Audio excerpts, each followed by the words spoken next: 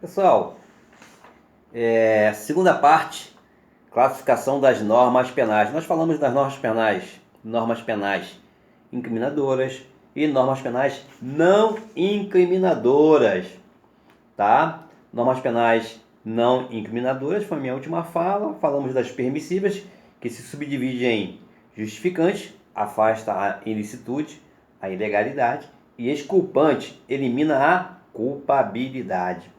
Explicativa e normas penais não incriminadoras complementares. Vamos falar agora das normas penais em branco ou primariamente remetidas. Também é o segundo nome, tá? O seu preceito primário não é completo. Falei sobre o preceito primário, que é o caput do artigo. Exemplo, artigo 121, matar alguém. Preceito primário. Preceito secundário é a pena. Pena, reclusão, de 6 a 20 anos. Salvo engano, eu sempre... Caraca, eu já tive a matéria de direito penal e agora estou revisando com vocês, né? Na minha preparação para o exame da ordem, tá? Então, artigo 121, matar alguém, reclusão. Matar alguém, preceito primário. É o caput, a cabeça do artigo. E o preceito secundário, que é a pena. Pena, reclusão, de 6 a 20 anos. Ok? Eu tenho que botar a fita aqui no Código Penal. Pronto, já botei aqui. Olha só, normas penais em branco.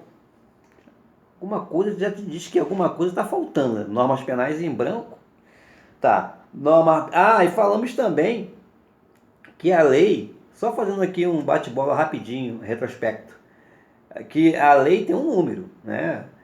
As leis infraconstitucionais, direito civil, direito penal, enfim, tem a lei, número tal, lei Maria da Penha, que é 11.340, né? Salvo engano, a lei antidrogas, 11.341, salvo engano, enfim, tem um número, né?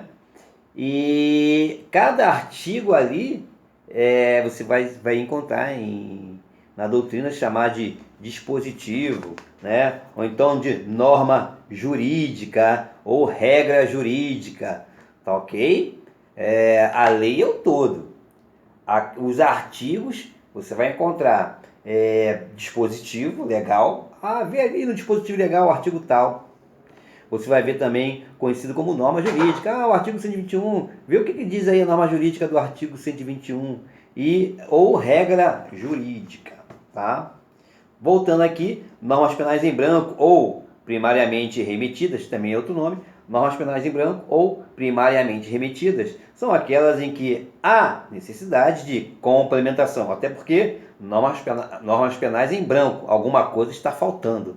Questão até de semântica, né? A necessidade de complementação para que se possa compreender o âmbito de aplicação do seu tipo penal primário, ou seja, o preceito primário, caput do artigo.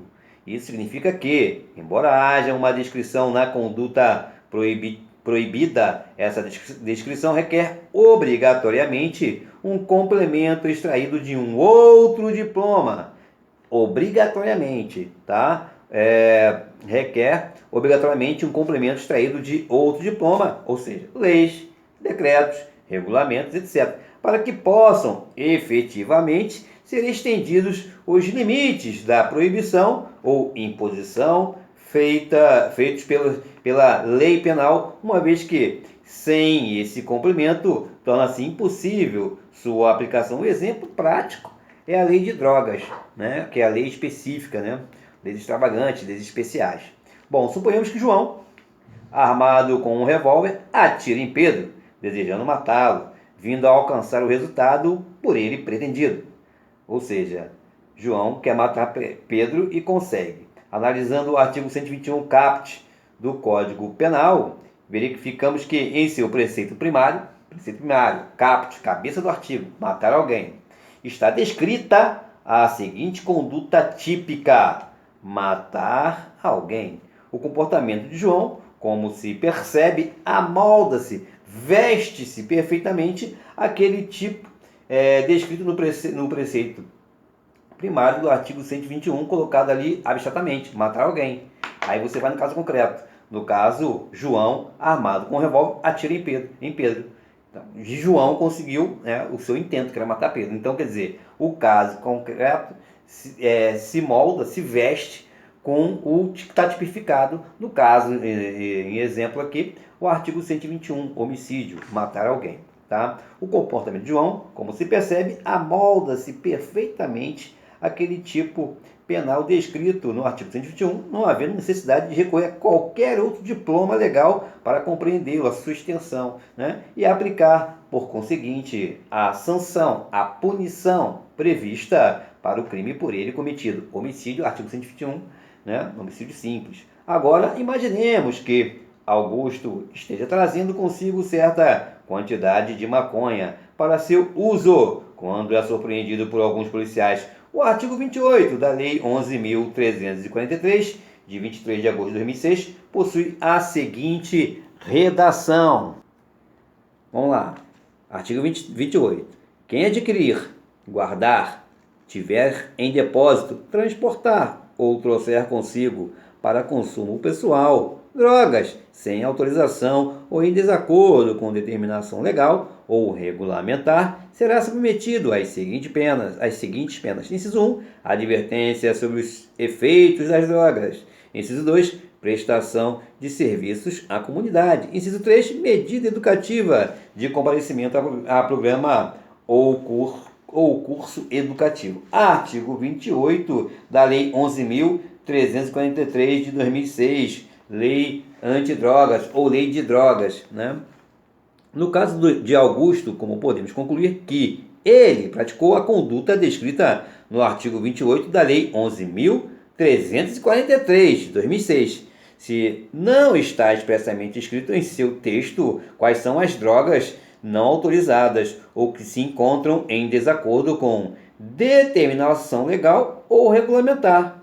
O álcool e o cigarro, como se sabe, causam dependência. Será que se fumarmos um cigarro ou ingerirmos certa quantidade de bebida alcoólica, estaremos cometendo a infração prevista no artigo 28 da Lei Antidrogas, que é a Lei 11.353, também conhecida como Lei de Drogas também, né?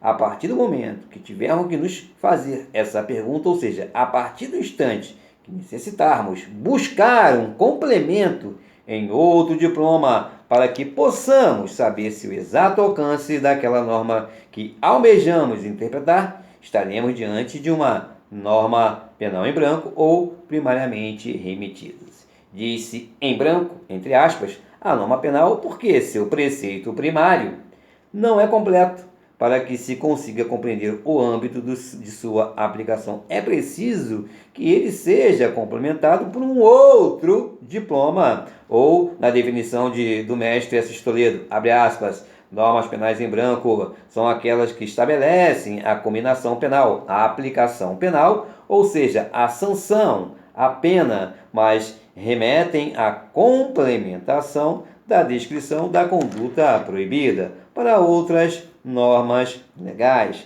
regulamentares ou administrativas.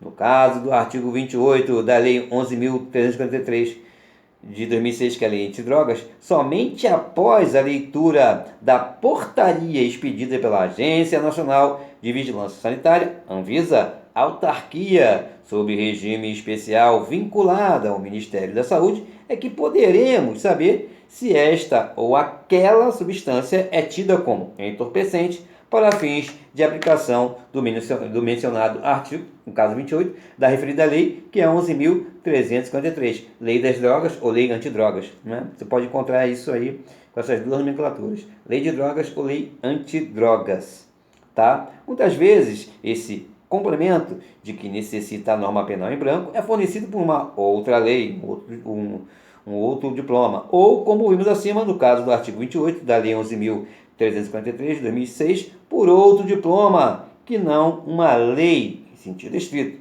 Por essa razão, a doutrina divide as normas penais em branco em dois grupos: normas penais em branco homogêneas, em sentido amplo ou homólogas, normas penais em branco heterogêneas, em sentido estrito ou heterogêneas. Ok? Disse homogênea em sentido amplo ou homóloga, a norma penal em branco quando o seu complemento é oriundo da mesma fonte legislativa que editou a norma que necessita desse complemento. Exemplo, artigo 237 do Código Penal, com a seguinte redação, ipsiliteri. Vou ler ao pé da letra aqui. Artigo 237 do Código Penal. Contrair casamento, conhecendo a existência de impedimento que lhe cause a nulidade absoluta. Esse é o preceito primário. Preceito secundário, pena detenção de 3 meses a 1 ano. Para responder pela prática do aludido delito, é preciso saber quais são os impedimentos que levam à decretação de nulidade absoluta do casamento. E quais são eles? O artigo 237 não esclarece, porque é uma norma penal em branco. O seu preceito primário carece de uma outra norma para que venha elucidar, esclarecer, complementar. Tá? Temos, portanto, de nos valer do artigo 1521, inciso 1 a 7 do Código Civil, que é a lei número 10.406 de 2002. Tá? Vou até marcar aqui o número da lei 10.406 de 2002, para que a referida norma penal venha a ser complementada, no caso do artigo 237 do Código Penal, venha a ser complementada e somente depois disso concluirmos se a conduta praticada pelo agente é típica ou não.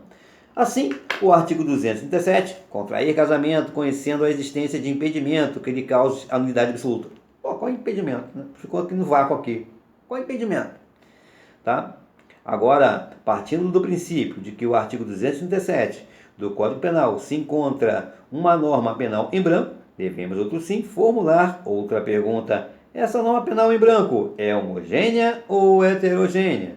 Bom, homogênea porque a fonte de produção do Código Civil, de onde extraímos o complemento, é a mesma que produziu o Código Penal, onde reside a norma penal que necessita ser complementada. Ou seja, ambas foram produzidas pelo Congresso Nacional, por isso a homogeneidade. O Congresso Nacional elaborou o Código Civil e também elaborou o Código Penal, né?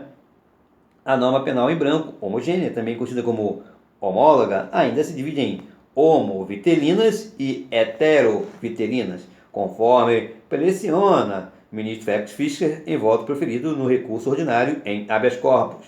As normas penais em branco de complementação homóloga, homovitelina, são aquelas cuja norma complementar é do mesmo ramo do direito que a principal, ou seja, a lei penal será complementada por outra lei penal, por isso é homóloga homovitelinas. Exemplo desse tipo é o artigo 338 do Código Penal, ingresso de estrangeiro expulso, que é complementado pelo artigo 5º, parágrafo 1º do Código Penal, que define a extensão do território nacional para os efeitos penais.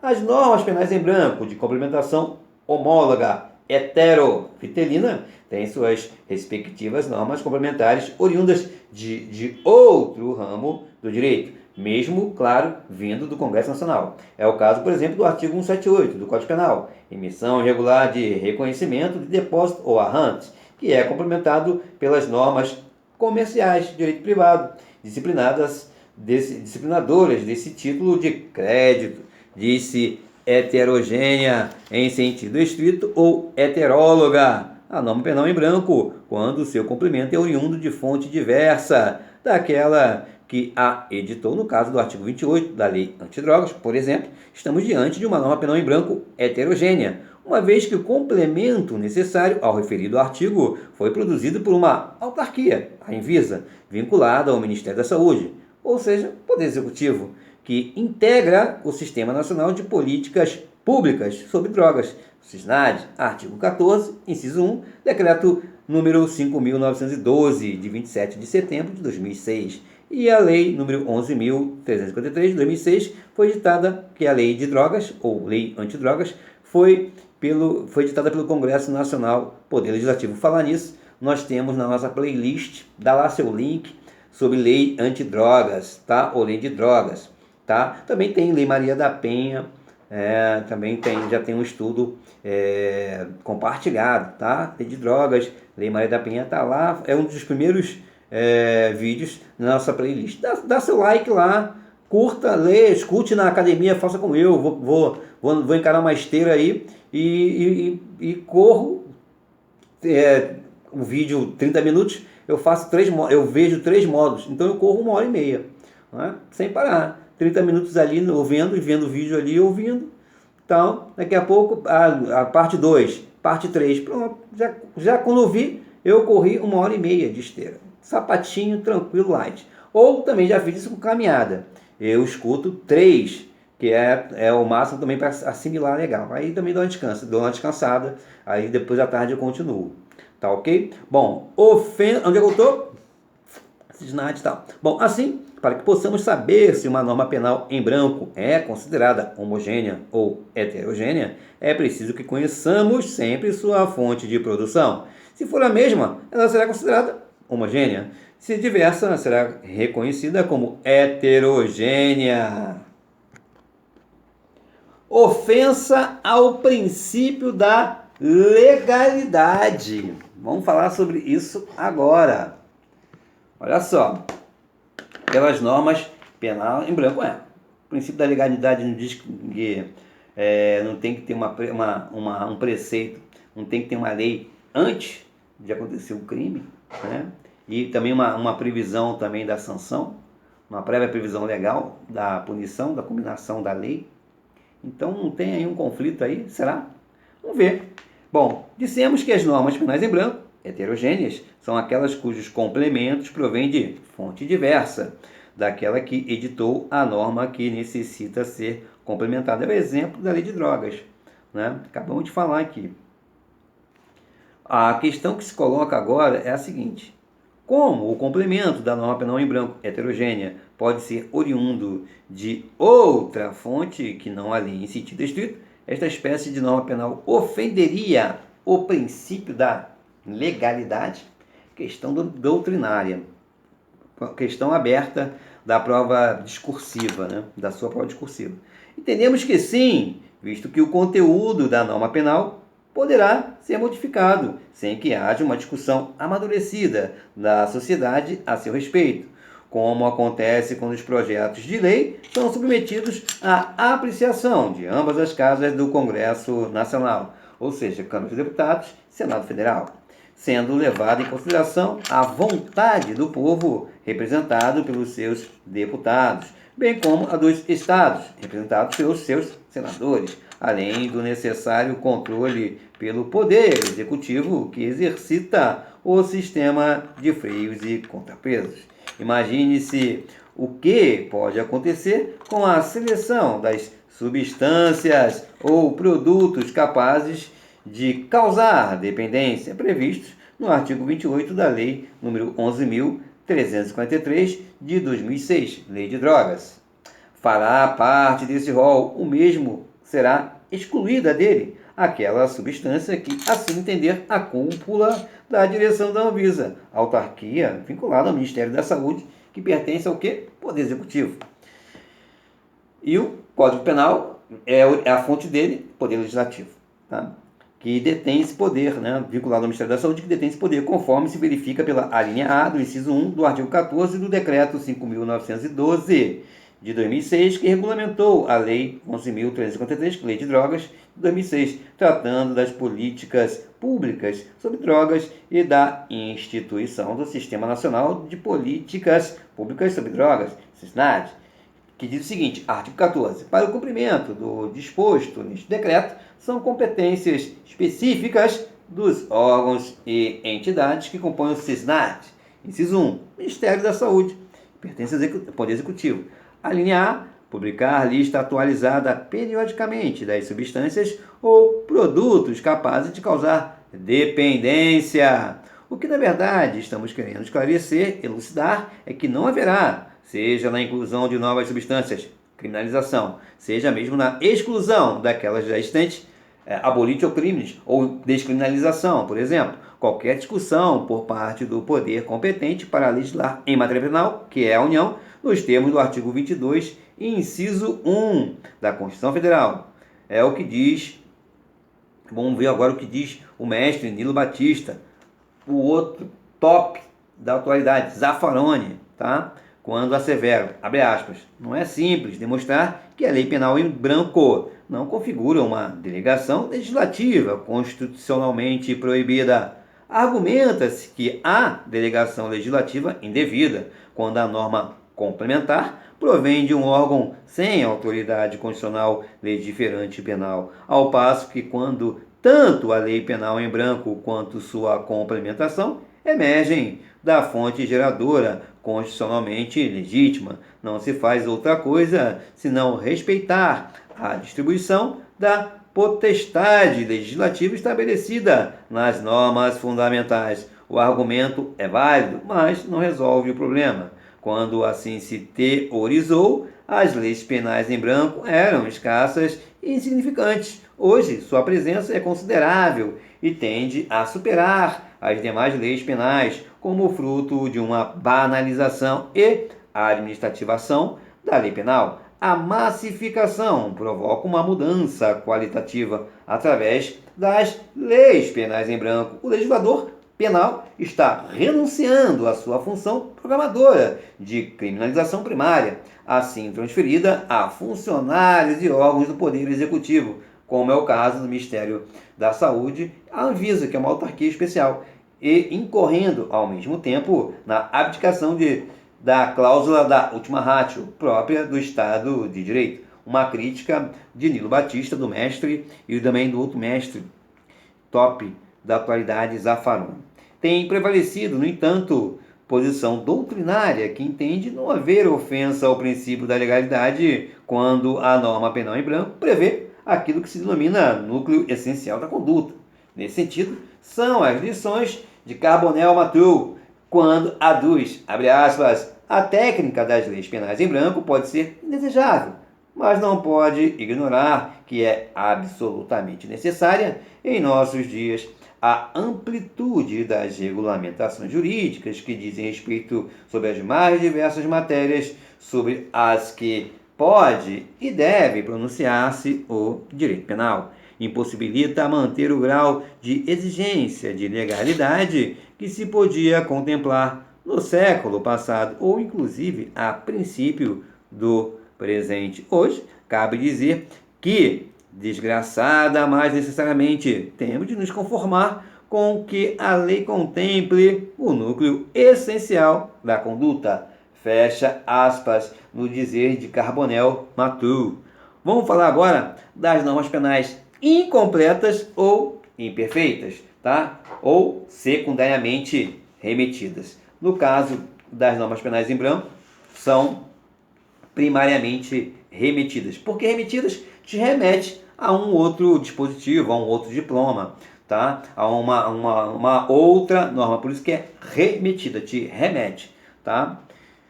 No caso, normas penais em branco, primariamente. E agora, normas penais incompletas ou imperfeitas, secundariamente remetidas. Te remete de uma forma secundária. Normas penais incompletas ou imperfeitas, também conhecidas como secundariamente remetidas, são aquelas que, para saber a sanção imposta pela transgressão de seu preceito primário, o legislador nos remete a outro texto de lei. Assim, pela leitura do tipo penal incriminador, verifica-se o conteúdo da proibição ou do mandamento, mas para saber a consequência jurídica é preciso se deslocar para outro tipo penal. Na definição de Luiz Regis Prado, abre aspas, a lei penal estruturalmente incompleta, também conhecida como lei penal imperfeita, é aquela em que se encontra prevista tão somente a hipótese fática, preceito incriminador, caput, sendo que a consequência jurídica localiza-se em outro dispositivo da própria lei ou em diferente texto legal. Hipótese fática igual a preceito incriminador, que é igual a preceito primário. Bom, são exemplos de normas penais incompletas ou imperfeitas, aquelas previstas na Lei nº 2.889, de 56, que define e pune o crime de genocídio. O seu artigo 1º, para melhor visualização, vem assim redigido. Artigo 1º. Quem, com a intenção de destruir, no todo ou em parte, grupo nacional, étnico, racial ou religioso, como tal, letra A, matar membro do grupo. Aí, o preceito secundário, será punido, preceito secundário, com as penas do artigo 121, parágrafo 2º do Código Penal, no caso da letra A. Ou seja, o preceito secundário, ele te remete a um outro dispositivo, a outra norma, a outra regra, a outra norma. É outra norma jurídica. Quer dizer, ele está aqui, o preceito primário dele diz o seguinte, artigo 1. Quem, com a intenção de destruir no todo ou em parte, grupo nacional, étnico, racial ou religioso, como tal, 2 pontos, matar membro do grupo, aí será punido com as penas do artigo 121, quer dizer, ele sai da lei de 2889, que é a que define o crime de genocídio, melhor dizendo, e te reporta o preceito secundário, onde vem a pena, ao artigo 121, parágrafo 2º do Código Penal. Né? No caso da alínea A, que é matar membro do grupo. O artigo, portanto, nos remete a outro dispositivo penal, para que se possa aferir a sanctio iuris, razão pela qual se diz que tal norma penal é incompleta ou imperfeita, ou ainda secundariamente remetida. Pois a remessa, o fato de você sair dessa lei de crime de genocídio para a sanção do preceito secundário, está lá no Código de Processo Penal, outro dispositivo, pois a remessa é levada a efeito pelo seu preceito secundário. O artigo 304 do Código Penal é, ao mesmo tempo, considerado uma norma penal em branco, bem como uma norma incompleta ou imperfeita, pois o seu preceito primário, seu caput, cabeça do artigo, remete o intérprete a outros tipos penais a fim de saber quais são os papéis falsificados ou alterados a que se refere o mencionado artigo, além de também encaminhar o intérprete a outro tipo penal com a finalidade de apurar as penas aplicadas em seu preceito secundário. Assim, é considerado em branco em seu preceito primário e incompleto em seu preceito secundário, onde vem o dispositivo ali da pena. Alguns doutrinadores, a exemplo de Kleber Masson, embora com a mesma fundamentação exposta, denominam de lei penal em branco inversa ou ao avesso aquilo que tradicionalmente é conhecido por norma penal incompleta, imperfeita ou secundariamente remetida. Vai aí por isso que a gente tem que estudar várias doutrinas. O que alguns doutrinadores chamam de norma penal incompleta, imperfeita ou secundariamente remetida, Kleber Masson, também é muito utilizada a doutrina dele, ele já diz o seguinte, que é lei penal em branco inversa ou ao avesso, que é a mesma coisa que norma penal incompleta, imperfeita ou secundariamente remetida. Vamos falar agora, dá tempo? Estou com um tempinho ali, estou com uma gordurinha. Vou falar da anomia e antinomia, pelo menos dar o primeiro pontapé inicial. Bom, pessoal, nós vamos falar sobre anomia e antinomia. A anomia pode ser concebida de 2 formas. Primeiro, em virtude da ausência de normas, ou ainda, no segundo, embora existindo essas normas, no primeiro não tem. No segundo já diz o seguinte, embora existindo essas normas, a sociedade não lhes dá o devido valor, continuando a praticar as condutas por elas proibidas, como se tais normas não existissem, pois confiam na impunidade. Exemplo claro é a lei do Rio de Janeiro, a lei estadual ou municipal, não sei, que dava multa para quem jogasse lixo no chão. Pô, cara, não tem fiscal para fazer isso, né, cara? Porque no início, quando tentaram implantar a lei, andava um guarda municipal e uma outra pessoa com jaleco da prefeitura do Rio, porque eu vi essa situação lá no aeroporto Santos Dumont, onde uma pessoa jogou o lixo no chão e coincidentemente, a dupla estava passando lá, né? O fiscal da prefeitura e o guarda municipal. E o fiscal da prefeitura tinha até uma maquininha, colocava o SPC, o RG, SPC, enfim, e emitia uma guia para tipo GRU, essas guias aí que a gente paga no Banco do Brasil, enfim. E a mulher esbravejou e foi um maior barraco, tá? Por essa lei proibida, quando tais normas não existissem, pois com o fim na impunidade. Bom, por mais paradoxal que possa parecer, aquilo que chamamos de inflação legislativa, ou seja, o número excessivo de normas, pode nos conduzir à sensação de anomia, isto é, quanto mais normas, mais a sensação de ausência de leis em face do sentido de impunidade. Além disso, assevera com precisão Sérgio Gabriel Torres que a inflação penal, o excesso de lei penal, gera a impossibilidade de conhecer todas as proibições e mandatos existentes, sabiamente. Como bem observado por Ralph Dahrendorf, abre aspas, o caminho para a anomia seria um caminho ao longo do qual as sanções, as punições, iriam sendo progressivamente enfraquecidas. Os responsáveis deixam de aplicar as sanções, indivíduos e grupos são isentos delas, a impunidade torna-se cotidiana. Para René Ariel Dott, abre aspas, a primeira das propostas fundamentais para reverter esse quadro de anomia que envolve o sistema criminal consiste na necessidade de se levar à frente um amplo movimento de descriminalização e despenalização. Somente por esse caminho será possível resguardar o prestígio do magistério penal, que ficou profundamente abalado nas últimas décadas diante da massificação dos processos de incriminação e da consequente ineficácia das reações penais contra o crime, contra o delito. Bom, eu vou deixar a antinomia para o nosso próximo encontro, tá ok? Forte abraço, tamo junto!